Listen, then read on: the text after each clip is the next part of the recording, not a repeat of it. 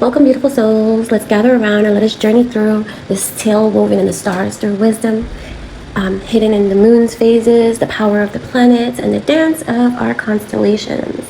Each card whispering a truth to guide all whom seek. The story unfolds row by row, like layers of ourselves, as we face crossroads, mirrors, and shadows. Let us begin. So our journey begins here with a choice that's in front of us, right? Shown by this Nine of Wands, reversed. A call to decide which battles are truly worth our precious energy, right? With the moon illuminating hidden truths and Sagittarius's fiery spirit urging us forward. This is a reminder that not all struggles are ours to fight, right? Here we're urged to release what does not serve us. To carry unnecessary burdens only weakens our spirit, right? And besides the Nine of Wands, right, we got the Devil reversed here, right? It shows Saturn's influence, right, in Capricorn.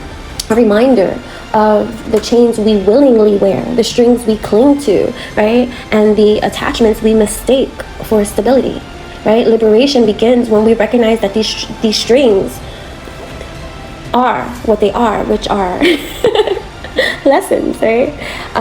So we're moving on. So we have the High Priestess here, right? Reversed as well, right? So we start with 3 reversals, right? The High Priestess reverse is veiled by the moon in Scorpio. It tells a tale of secrets, of wisdom left unspoken, right? So perhaps we hold back, afraid of our own truth.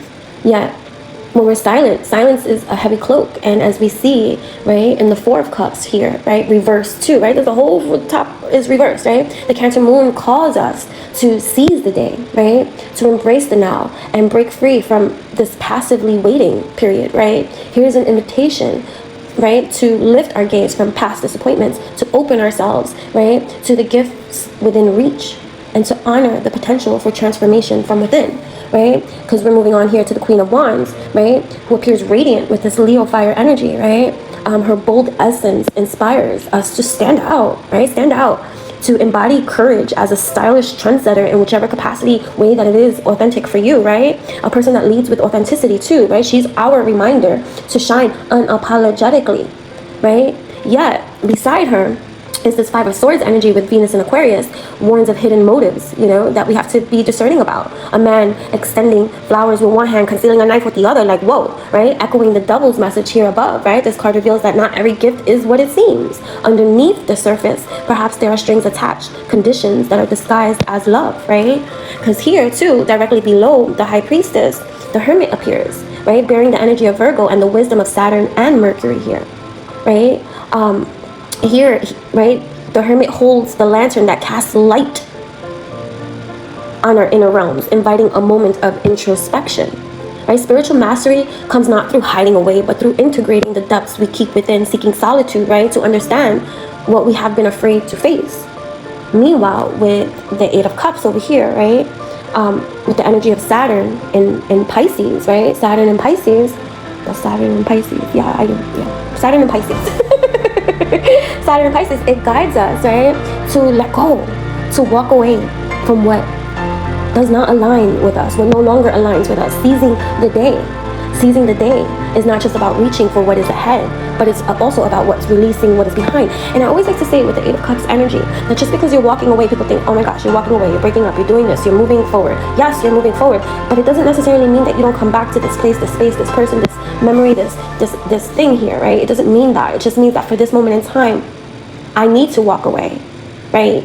And leave that which is behind to find my light, my truth, right? My path, right? So here we have the Knight of Cups entering with its Virgo grounded energy, right? It's grounded nature, surrounded by the creatures of our earth, our animals, our friends, a horse, a dog, right? These symbols of loyalty, these are symbols of loyalty and intuition, right? Connecting deeply with the world around us, grounding ourselves in nature's rhythm as a way to heal and gain clarity, right? With the 5 of Coins reversed under the 5 of Swords, right? It tells us that we are finally stepping out of despair, right? Disappointment, depression, pessimistic attitudes, right? We're leaving that behind. We're leaving the woods, right? With Taurus and Mercury energy here is influence. This is a reminder that abundance and comfort are found when we shed the mindset of scarcity, okay? Then you have the 9 of Swords, Mars fiery energy, right? Meeting with Gemini's restless mind, a card of sleepless nights and racing thoughts, right? Positioned under the Hermit and High Priestess. It reveals the mental anguish we feel when we resist. This is resisting our own truths. Silence festers, fear magnifies. Here we are called to confront our worries, to let go of illusions, and to remember that clarity is born from within. Then you have Judgment, and it's reversed. Reminding us that it's time to rise and meet our destiny, create our destiny, right? Libra energy, and Neptune, right? Whispered that to walk away from what no longer serves us, we must also step up into what does. Wow, take that in. Then we have here in our final row, we meet the Chariot reversed, symbolizing obstacles that may block our path, right? With Cancer, right? The sign of Cancer here, and the Moon, it asks if these roadblocks are external ones, or are they're asking, it asks if these roadblocks are external or ones we place before ourselves. There we go. And it encourages us to examine our own resistance, right? And then here we have the Six of Cups, bringing a comforting connection, right? With Scorpio's intensity, softened though by the sun's warmth. It's got the sun symbol right here, right? This is a card of shared memories and bonds that heal. It reminds us that genuine connections help carry us through life's rough patches and brings us back to our essence. And then here we have the Eight of Wands with Mercury, that's the sign of Mercury, and Sagittarius, signaling the quickening of events, right? The momentum building toward change, transformation, right? It's all here. Here we gain speed, breaking away from any kind of stagnation, carried forward by divine timing and cosmic support. And then here we have the Lovers reversed, right? Another reversal, right? With Mercury in Gemini, challenging us to reconcile misaligned values, to assess where harmony has been lost in our relationships with others, especially with ourselves, right? So this story, right, woven through signs and symbols, calls us really to recognize what is worth fighting for, and what we must let go.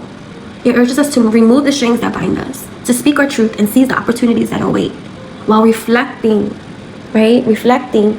on the connections that fuel our spirit and those that drain it.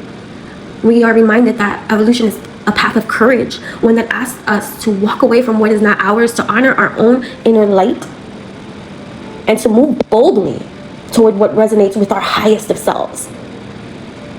And with every card, there is a choice, a message, a step toward healing, embracing each one for the cosmic dance that we're on, knowing that you are exactly where you need to be.